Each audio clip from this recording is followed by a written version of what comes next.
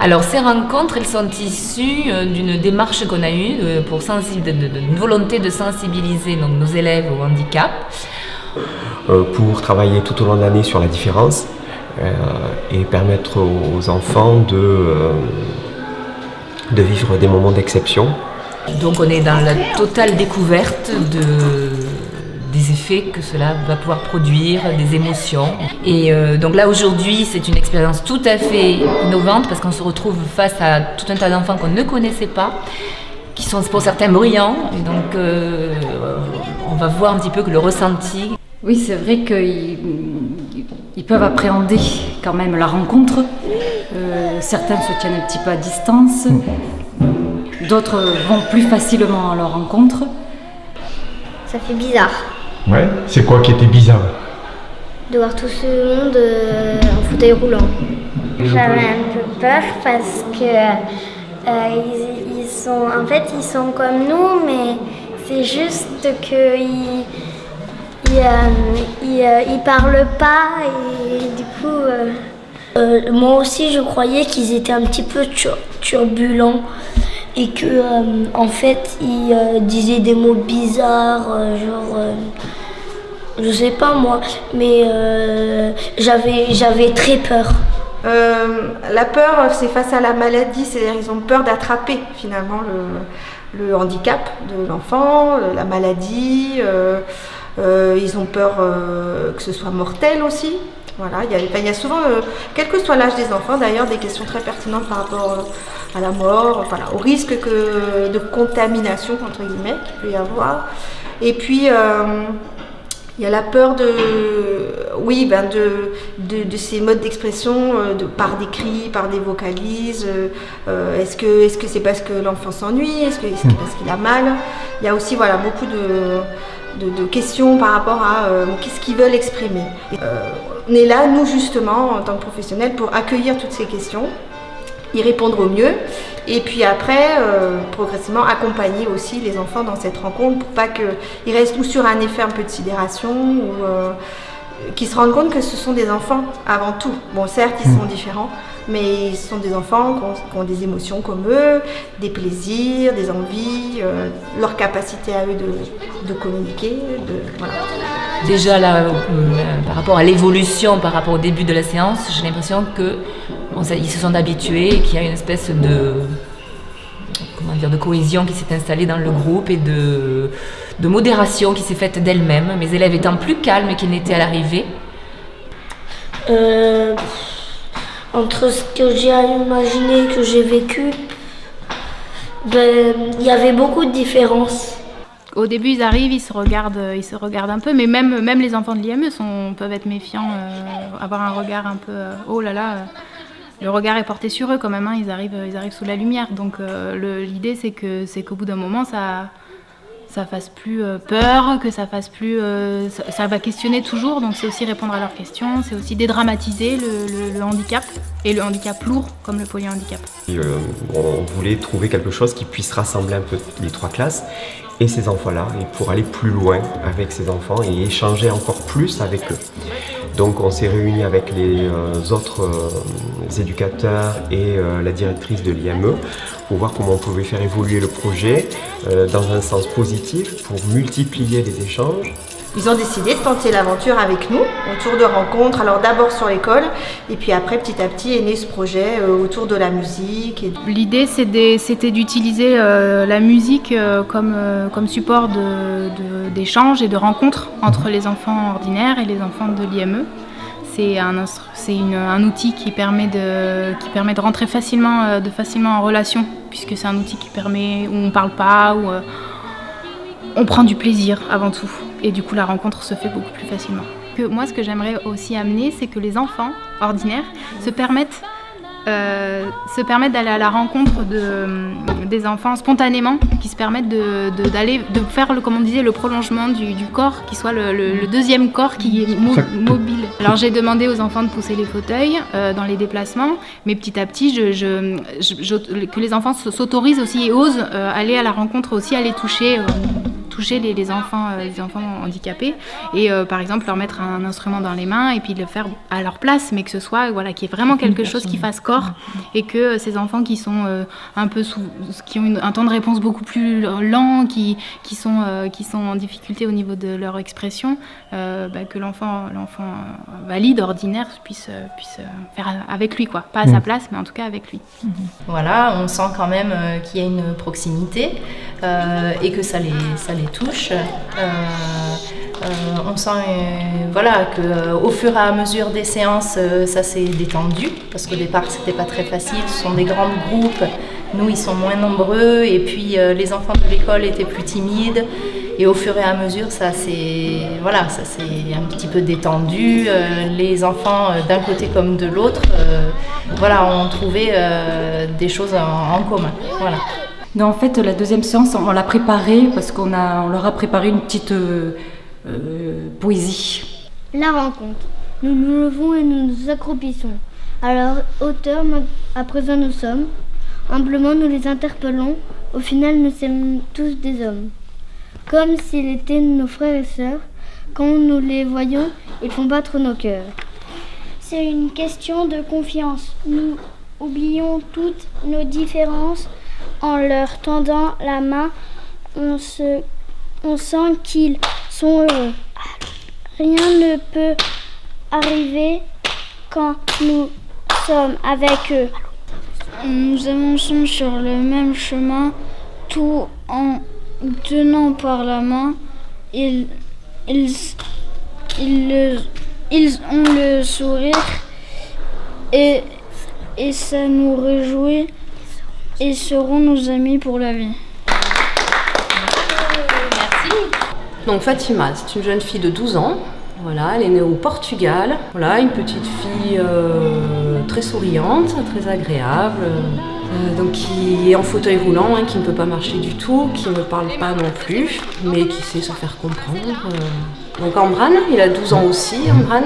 Il est en fauteuil roulant, mais Ambran a accès à beaucoup d'humour, il comprend énormément de choses, il peut aussi dire quelques mots. C'est quand même un enfant qui a pas mal de possibilités. Il est bien d'être avec les autres en fait. Oui, voilà, il est dans la relation, dans l'échange, dans l'humour, il peut nous faire des blagues, voilà, il comprend beaucoup de choses en vrai. Mathéo, il a 8 ans, donc c'est un petit garçon qui marche, lui, qui déambule beaucoup, qui aime se balader. C'est un gamin qui est assez dispersé, donc en fait, mais quand même il perçoit des choses. Donc il est toujours dans l'action, il faut qu'il soit toujours dans la mobilité. Qui est aussi, quand il veut, il peut être aussi dans la relation, dans l'échange, il va vers les enfants aussi, les adultes. Il sait faire des demandes, il sait se faire comprendre aussi, même s'il est aussi dans une communication non verbale. Oui, puis il ne se laisse pas faire, s'il n'a pas envie, il peut aussi repousser. Donc Justin, il a 8 ans. Petit garçon qui a son petit caractère, Justin, qui sait ce qu'il veut. Voilà, qui est aussi en fauteuil roulant, mais qui peut marcher avec de l'aide. Il comprend beaucoup de choses aussi, Justin. Et voilà, Justin, il a besoin d'être stimulé, parce que sinon, il se repose sur ses lauriers, Justin. Et comme on peut le voir sur les images, de toute façon, les enfants ont appris à partager des choses avec ces enfants-là, sont heureux de les retrouver et de les inviter à danser, de leur expliquer des choses, à faire comme eux. Et ça, c'est une grande victoire par rapport au tout début où ils ne les connaissaient pas pour certains. Il y avait même de la peur à les approcher. Et on voit qu'en fin de séance, de projet, ils sont plus ouverts vers eux, ils vont volontairement vers eux avec plaisir et sont prêts à partager des activités.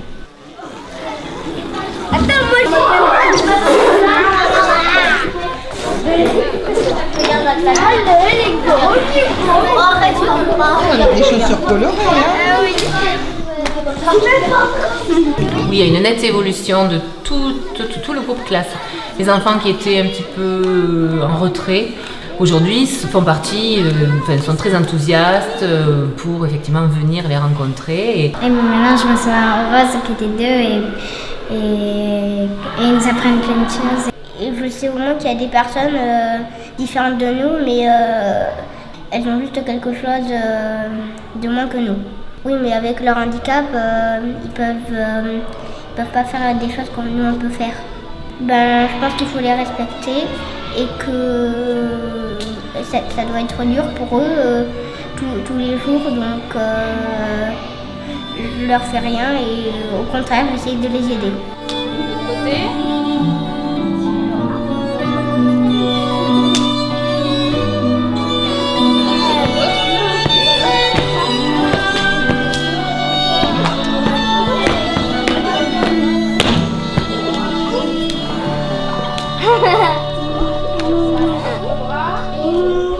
Voir ce qu'on peut retenir de cette expérience-là, c'est que la musique, elle représente un réel outil de communication et de rencontre, surtout de rencontre, parce que c'est un outil qui permet de communiquer sans des mots.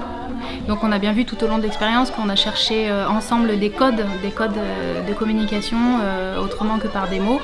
Donc on a fait l'expérience de comment s'arrêter ensemble, comment aller plus vite, comment aller plus doucement, comment chanter fort, comment chanter doucement. Et ça, c'est commun à tout le monde, qu'on parle ou qu'on ne parle pas.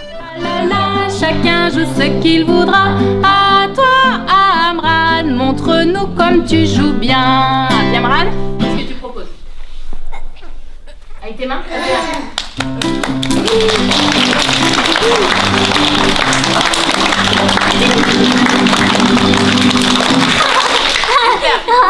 Ça fait mal, hein?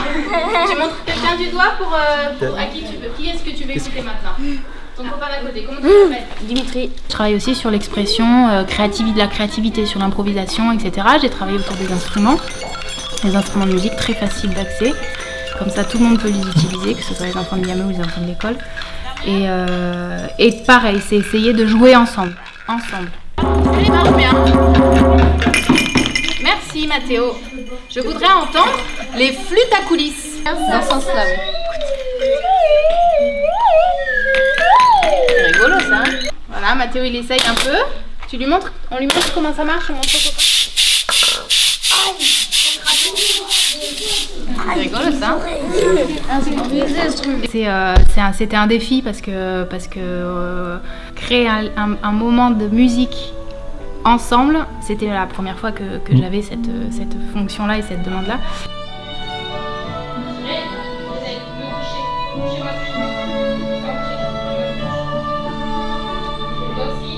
Bouge les doigts.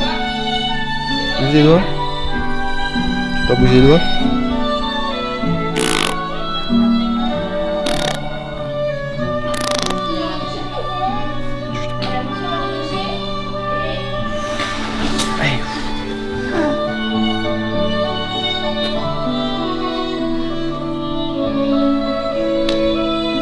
Super marionnette, hein?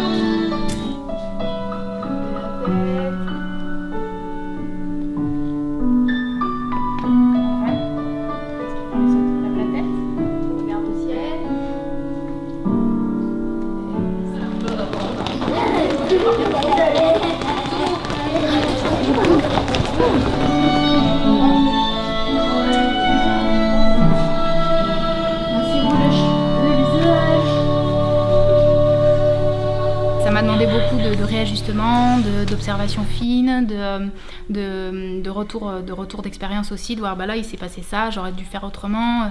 À la fin je me suis permise de les faire essayer les fauteuils. Et ça peut être un peu heurtant de l'extérieur de voir un enfant ordinaire dans un fauteuil, pourquoi il fait ça, voilà. Et on s'est permis des choses ici parce que il s'est passé, on est arrivé à ça à la fin parce qu'il s'est passé des choses et que maintenant les enfants sont à l'aise entre eux. Si on observe bien, il se passe beaucoup de choses sur des petites choses comme ça très fines. Pour moi, il y a une rencontre qui s'est passée là. Plutôt bénéfique, voilà, plutôt bénéfique et à reproduire l'année prochaine pour aller peut-être plus loin encore, voir comment le faire évoluer, ce qu'on peut en tirer et jusqu'où on peut aller.